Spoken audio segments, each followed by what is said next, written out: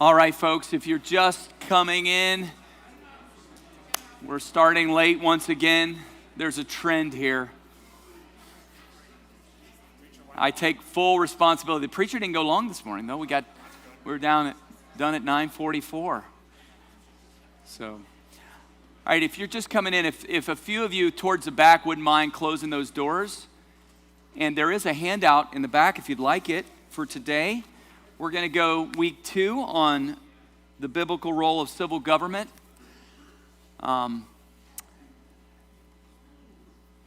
There's a handout in the back if you'd like it. Now, that's not the right one.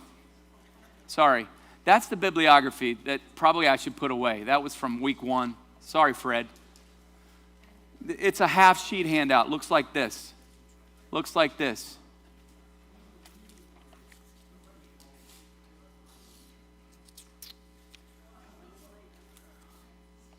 You're late. We forgive you. I'm late starting. Okay, so here we are. This is Christian and Politics. We're part 2 of the biblical role of civil government, and we're going to get started. Handouts in the back if you want them. I'd like to lead us in prayer this morning.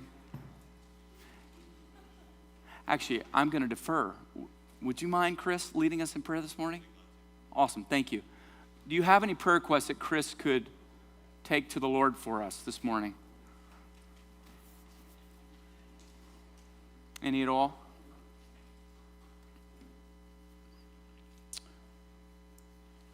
You don't have to, but if you have any, go ahead and let us know what they are.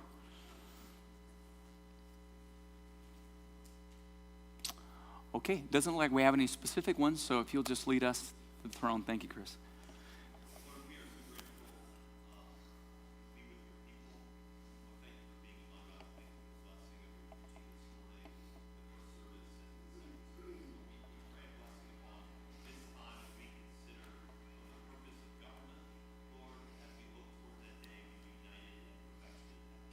Amen.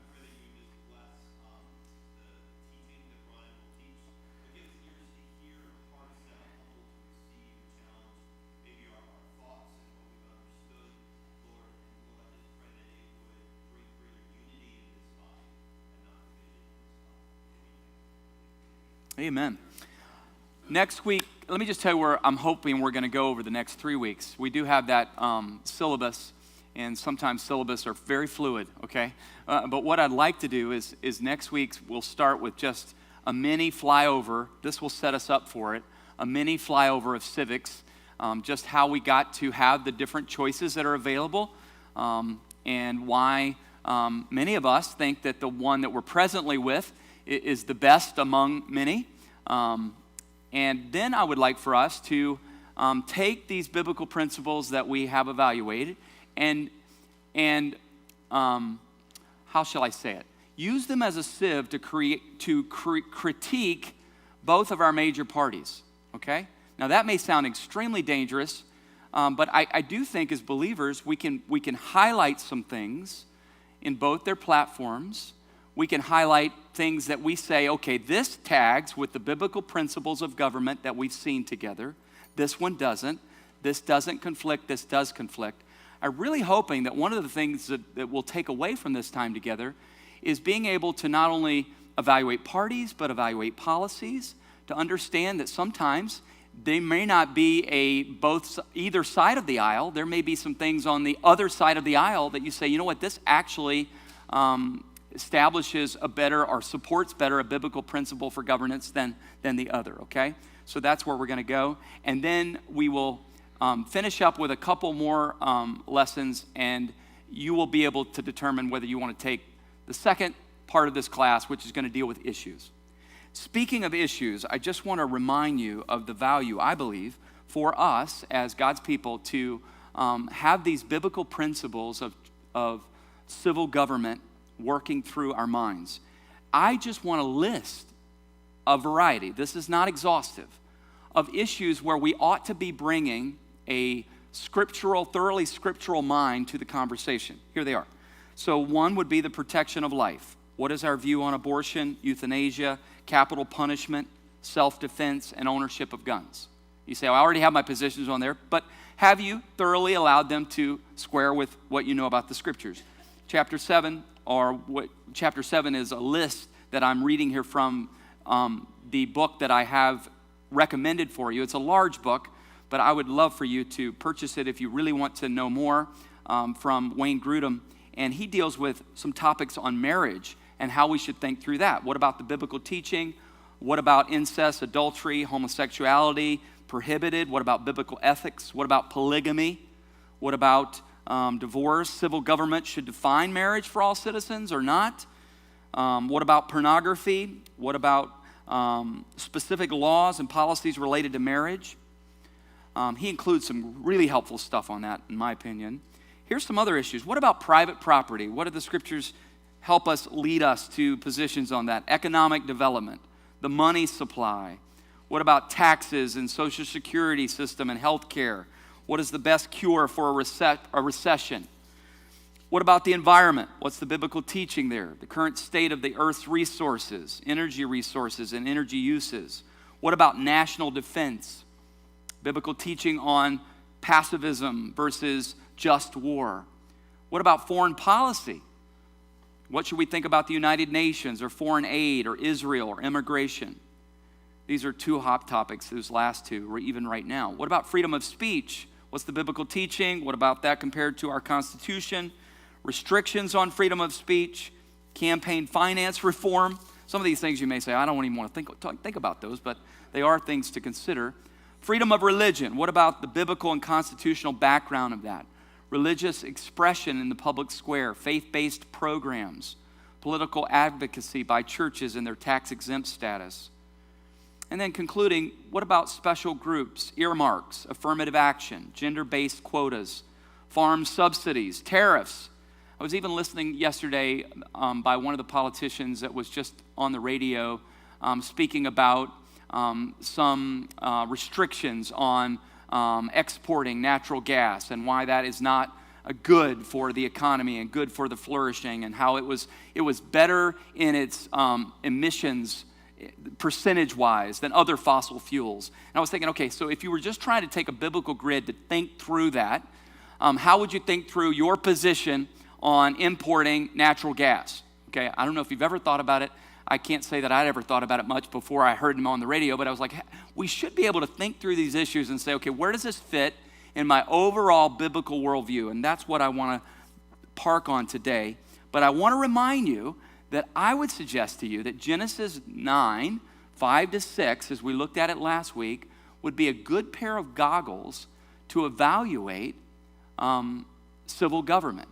Now, certainly if you're looking at it in a biblical theological method, this blossoms, right? But this would be the place where we see the first consequences for the worst crime, right? So when man's has shed man's blood, there is to be shed by man. Now, some would say that's certainly an apologetic for capital punishment, but I think what we see even more so there is the beginning of what we call government, all right? Then we looked at these passages, what anarchy brings. We see that in Judges, don't we? We looked at Romans 13, 1 to 7 briefly, and 1 Peter 2, 13 to 14. We're in a fallen world. There is the need for government. Now, someone could make the case, and I've seen this case made, that even in an unfallen world, there could be a place for government to help administrate things so that things work properly and efficient. I don't think that's a bad argument, but what I see is the institution of government, if this is taking place in Genesis 9, it doesn't take place until after the what? The fall, right? And after the flood. Okay, what were those purposes for civil government? Just by way of review, number one, government has a responsibility to punish evil and render judgment for the sake of justice. Number two, government should promote the common good and build platforms of peace, order, and flourishing. And number three, government should set the stage for redemption. Now, what we meant by this one, or what this one came from the book on, I think it's The Nation's Rage. But anyway, his focus here is 1 Timothy 2, where there is a prayer that we will be able to serve the Lord and spread the gospel in peace, okay? So that was his argument there. I was interested this week. I was watching some old the old civic lessons from it was a university that offers them free. I was fascinated by the layout of these. They were recorded during COVID, and so when everybody was in quarantine, you were able to basically take these classes, and now they're available free. So people like me can just sit around and watch, 10 lectures on civics. This particular guy, he's a fascinating lecturer.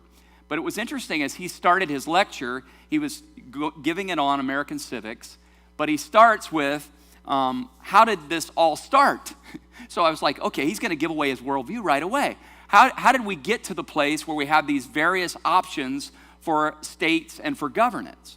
Well, of course, he starts with the old Stone Age, 200,000 years ago, and then he gets to the New Stone Age. I think that's Neolithic.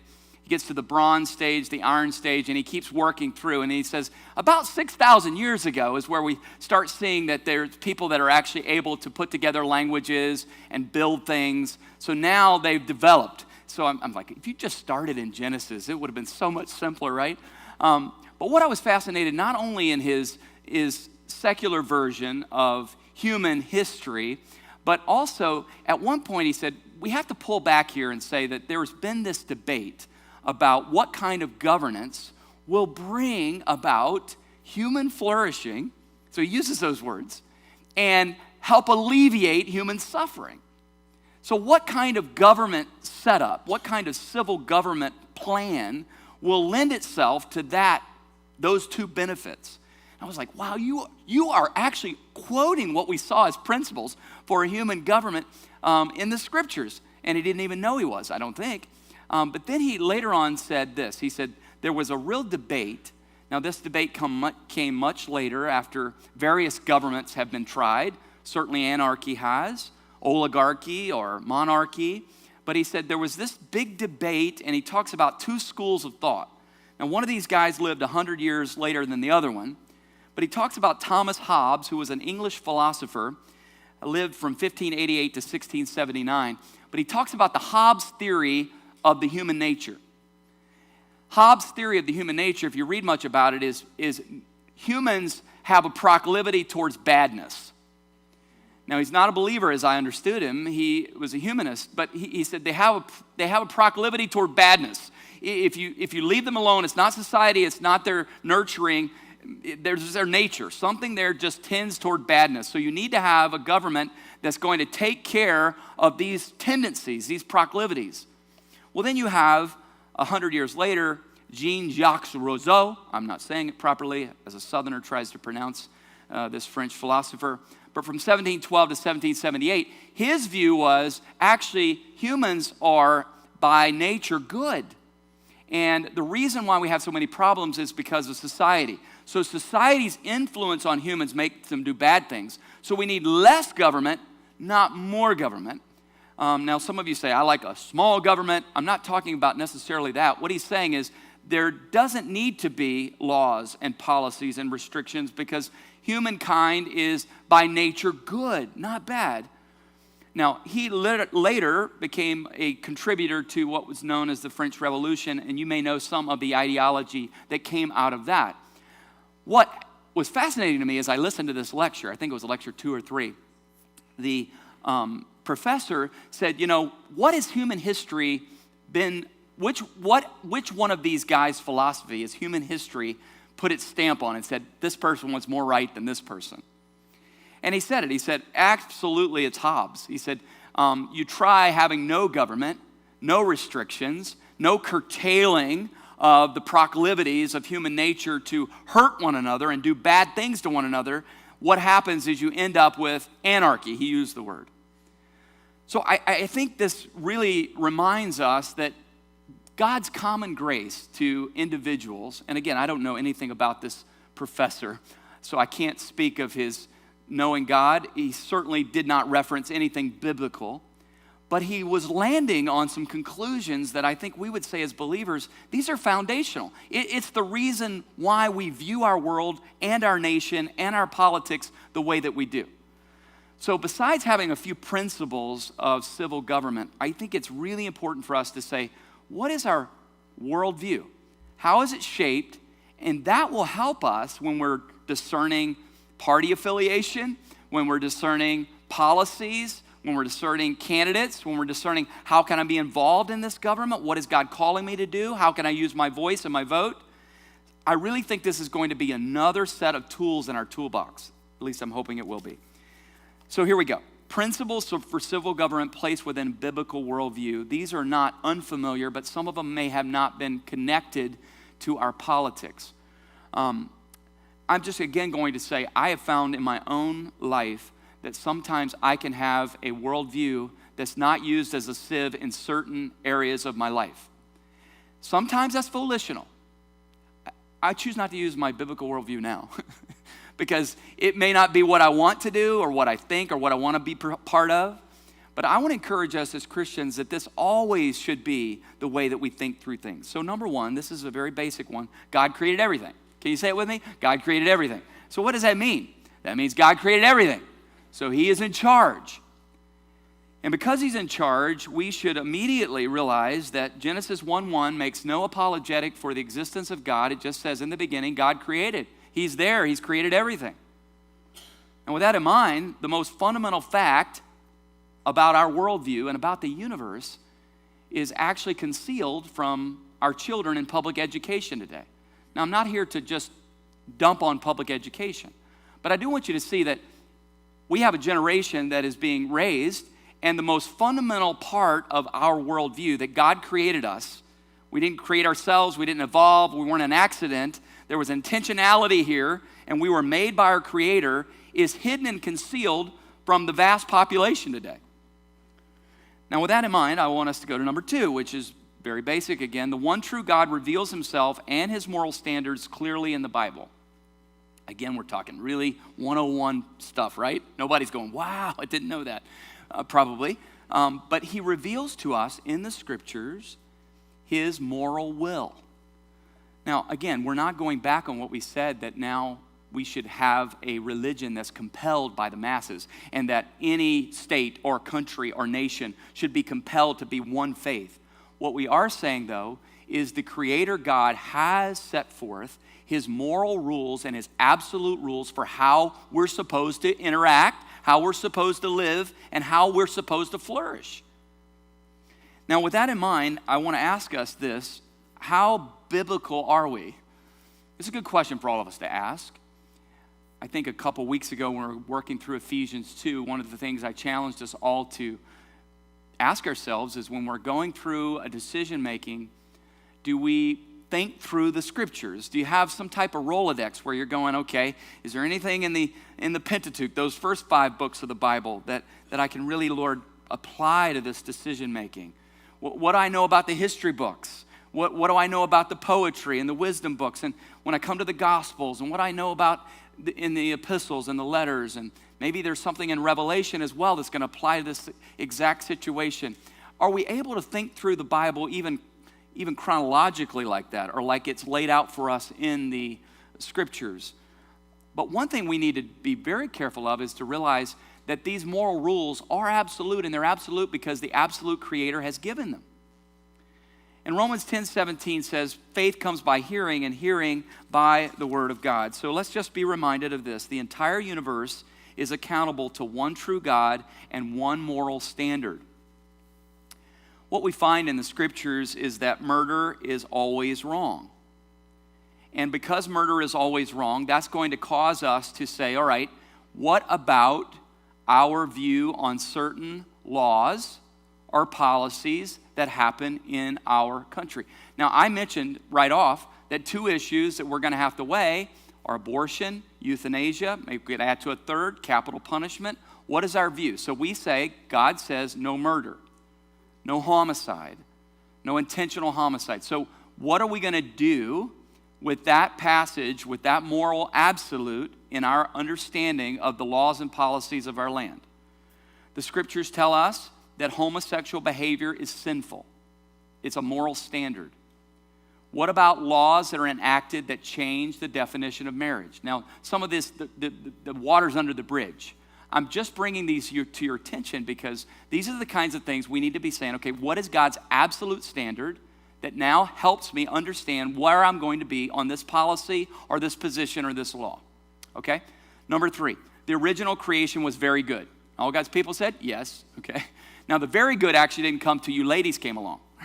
Okay, so I mean, it was good, and then it was very good when God gave Adam a wife. And all the men in the room better say, amen, amen. It was very good. So there was no disease, no aging, no death, no war. But even in the midst of that, there was activity. We see pre-fall that Adam and Eve were supposed to subdue the earth. They were supposed to enjoy its natural resources. Seems like there's supposed to be invention and activity. That's the other thing we need to remember about the new heaven and new earth. This idea that we're going to be floating on clouds in a diaper with a harp, that isn't what we see. There's going to be activity. There's going to be ingenuity. There's going to be work. We see that pre-fall. So we shouldn't say that work is like a result of the fall. It's not encouraging laziness. What he's saying here is that everything God created was good. It was very good. It was perfect.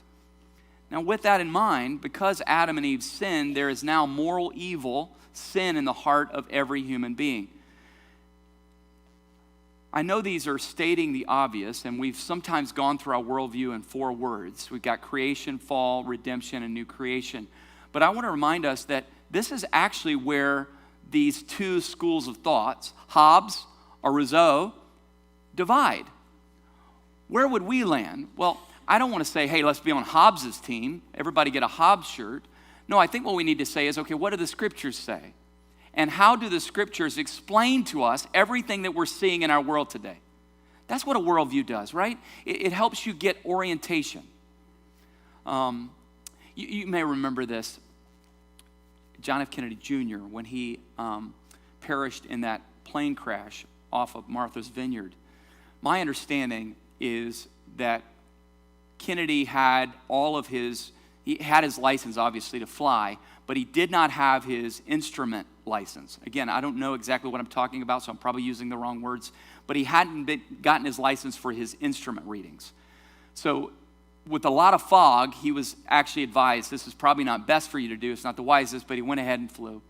My understanding is there's something called spatial disorientation. Spatial disorientation is basically when you're flying and you feel like you're going up, but you're actually going down. And if you don't read your instruments, you're going to perish. Now, everything I've read about that accident with he and his wife, and I think his sister-in-law, it was because he experienced spatial disorientation. He was in the midst of fog. He felt like he was going up. He couldn't read his instruments properly. He didn't have that certification, so he perished. There can be some of that in even a believer's life if we leave our instruments. Our instruments are the Word of God, and this is where our worldview is framed. And a worldview is kind of like being certified with your instruments, even if you feel like your stomach is upside down and you think, I must be going down, but it says I'm going up, right? We need to have ourselves attached to the Scriptures, and that's the only real value of a worldview. So why is this so important? If Adam and Eve sinned, and there's moral evil now, according to Romans 5, in the heart of every son and daughter of Adam, okay? So we all not only have made our own choices, the scriptures say, but we're born with a proclivity, a bent, that grocery cart at Walmart that always seems to go the other side. This is where we naturally go, right? So how does that help us in understanding the biblical role of civil government? Number 1, there are moral standards external to the human race. If we are sinning, there must be something we violated, right? I mean, what is the first thing you're hoping that you hear when that police officer pulls you over? Well, warning, yeah, okay. Yeah, or just pulled you over to see how you were doing. But you're probably listening for, what did I do what? Wrong. What traffic violation did I just commit? That's at least my first thing. What did I do? Oh, was I speeding? What is it? There really is no sin, we're told, according to the scriptures. There's no knowledge of sin unless there's a what? A law. You violated this law. So what we have found in the scriptures is there is an absolute standard that's outside of me. So we don't have like situational ethics when it comes to God's moral law. What we believe is God has set his moral law, and that is unchangeable. It is inviolable. It is not something that can be fluid. It is not up to a person's interpretation, and it's certainly not up to a person's situation. In other words, these isn't something that a society just socially came up with. Sometimes you'll hear that when God's law is being argued. You'll hear something like, well, these laws, our society, the things that are valuable, life or sexual ethics or the way we deal with people's finances and thievery and all of these things, these are situational, they're societal, they've been influenced by a group of people. What we would say as believers, actually, we find these morals absolutes outside of humans. They were given the law. Remember what happened when Israel was already God's redeemed people? And they come to Sinai, and it's not like God says to them, okay, if you want to be my people, I'm now giving you the law. You know, it's actually not the way it happened.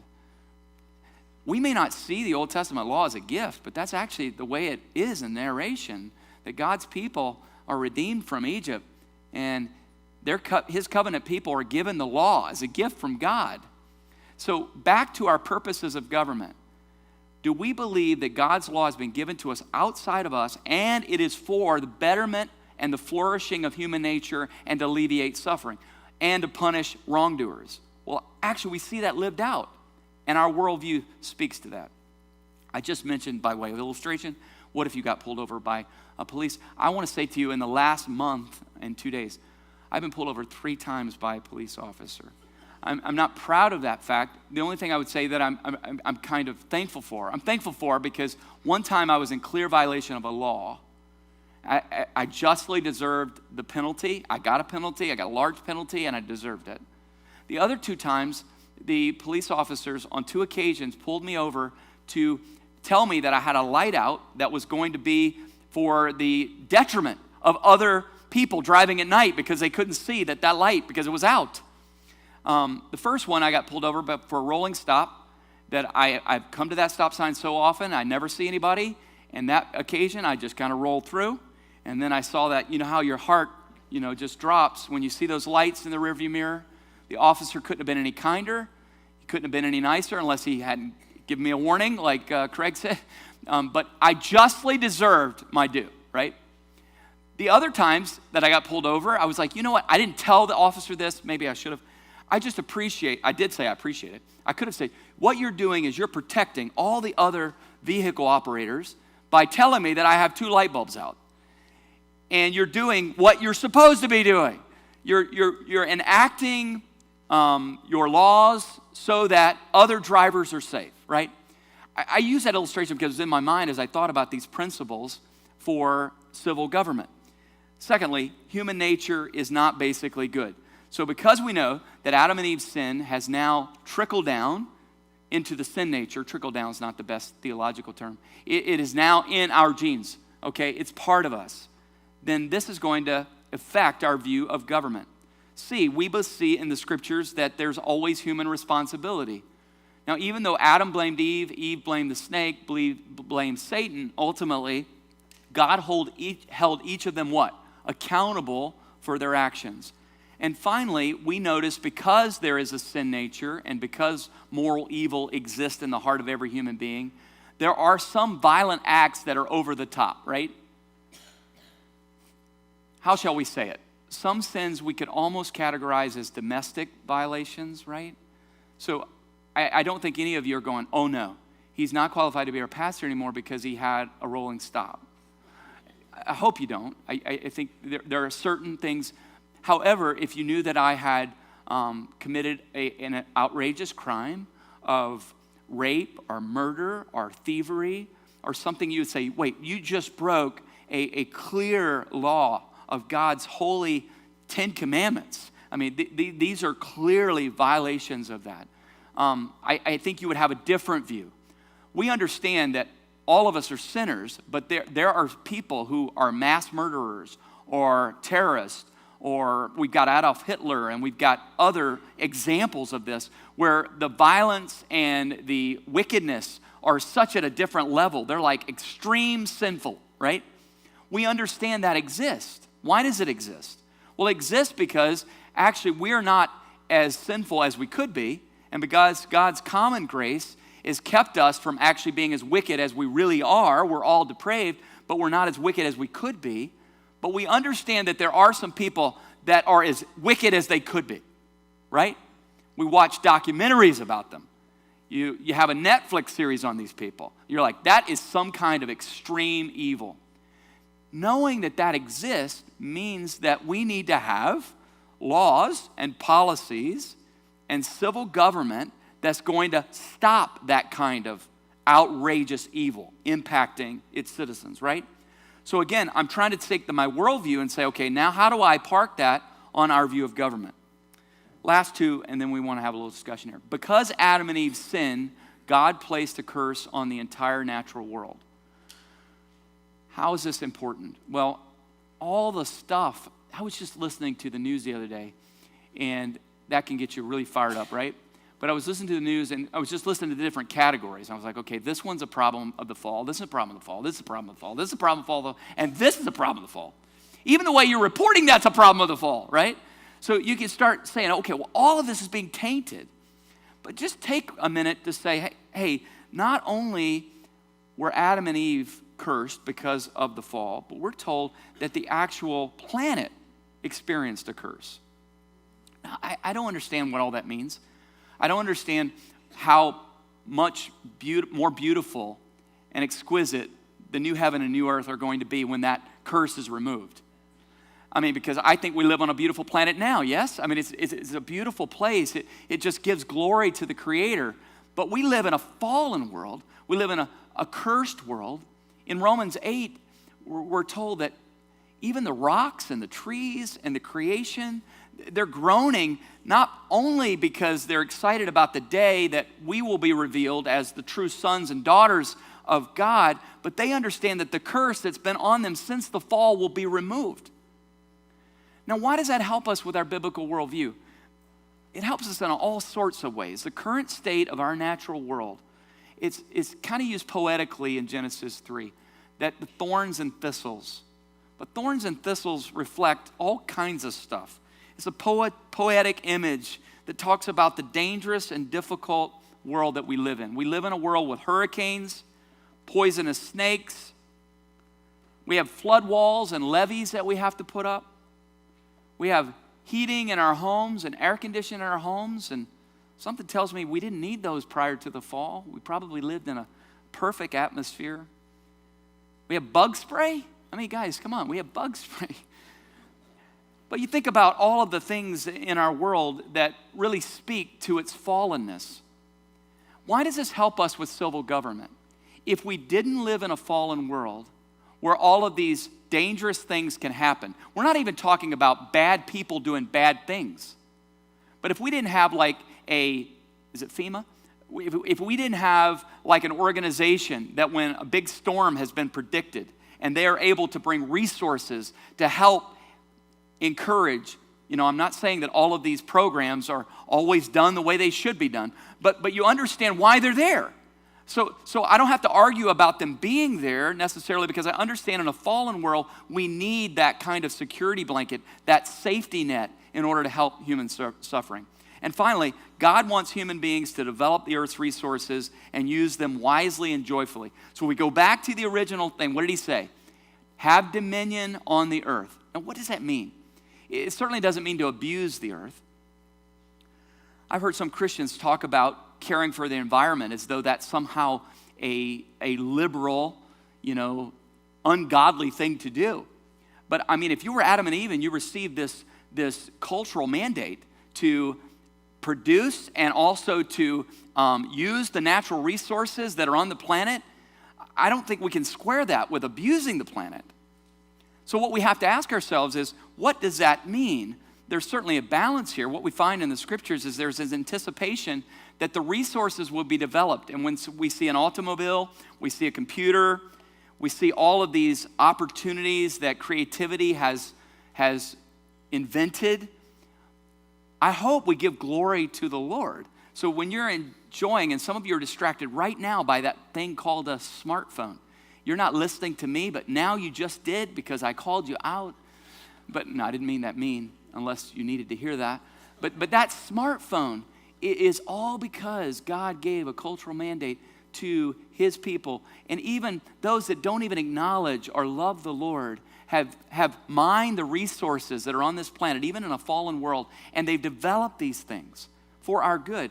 So what we need to ask ourselves is, when it comes to policies, when it comes to laws, what are we doing in terms of curtailing, mining, and using and benefiting the natural resources versus abusing the planet? These are debates that you have to bring your biblical worldview to. So do we not ever cut any lumber in places in the state of Washington because we don't want to misplace one spotted owl? Now, I'm not saying that to be sarcastic. These are the kinds of discussions that are coming up. So we've got this dominion, develop the natural resources, this cultural mandate that is given to us in Genesis 1, and then we've got care for the planet. But one is not leading to the flourishing of humans, perhaps, as it should be. So this will help us in this discussion. All right, that was a flyover of a biblical worldview that will help us in understanding the purposes for civil government. At least I'm hoping they will. So let's first see if there's any questions, and then I've got this little one I want to throw out there to see if we could just, I'm interested to see our answers. Is the United States a Christian nation? Now, Os Guinness took real issue with that, didn't he, Dr. Eck, when we were talking to him about it? He does not call the United States a Christian nation, and he has good reasons. He's a Brit, I think, right? But he also has some good reasons why he doesn't. But I'm interested if you do. I shouldn't have said that because somebody say, well, I want to be on Os Guinness's side. First, are there any questions or comments about how a biblical worldview can help us in having a good foundation in evaluating our government types of the state, as well as our views on particular policies, candidates, parties?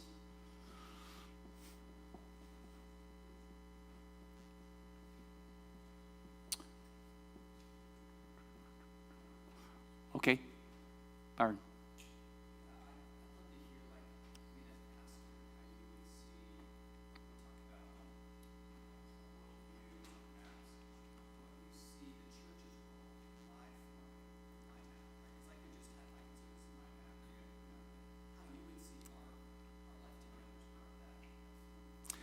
So if you didn't hear the question, Byron, I think I understood it right. How do we see our role as pastors, as a church, in helping each individual form their map with these biblical principles, with the worldview? Is that what you're saying? Well, I think it's limited. I think it's limited to, number one, preaching, teaching a biblical worldview. I think there are moments, and these have to be under good discernment. And I would say at times, even with the council of the elders, about certain positions that need to be addressed with God's people and giving them good information, biblical information about this particular policy. This is going to lead towards human suffering. It is not going to lead toward human flourishing. It violates some absolutes of our worldview. And there's perhaps a bill coming up that you should know about. I do think there are moments like that. I don't know that I can list them and point them out and say, okay, this is the kind of issue that I ought to be speaking about, or the elders here ought to be speaking about right now. But I do know that there are moments where, in my own mind, I thought, I missed an opportunity. I can't say that I missed one here that I know about of saying, hey, this is an opportunity that we can really be involved in. I can think of a couple moments when I was in New Hampshire that I wish that we would have equipped our people better for a moment of decision. I don't know if I'm answering your question. I think it's limited, but I do think it's not never. I used a double negative. It's not never. So I think it takes discernment, humility. There are certain things we're not allowed to do as pastors in terms of endorsing a candidate. But I don't think you're asking about that. I think you're talking about how to navigate through these policies, navigate through perhaps laws. How does our worldview fit on this? And what if we don't see eye to eye on these? So I think the second thing I would say real quickly is I do think there's a priority in some of these things, that not every issue is we've got to take a side on this. I think there's certain issues that reflect God's moral law that has to be supported by people who say they believe the Bible. And so this is not where we could say, hey, we can agree to disagree on this. there are other issues where we could say, you know what, this is not as clear, and I can see your argument for this leads to human flourishment, this actually punishes evildoers. I may not see it as a priority as you do, but this is not something that ought to divide us. And I don't know that we have a role in that, except maybe being a referee and saying, folks, we shouldn't be divided over something that is not an absolute. Did that help? Or okay, good question. Okay, real quick. It's 10:45. Okay, we'll start with, is America a Christian nation next week? Is that good? Okay, we'll start with it. I'm sorry, we're out of time. All right.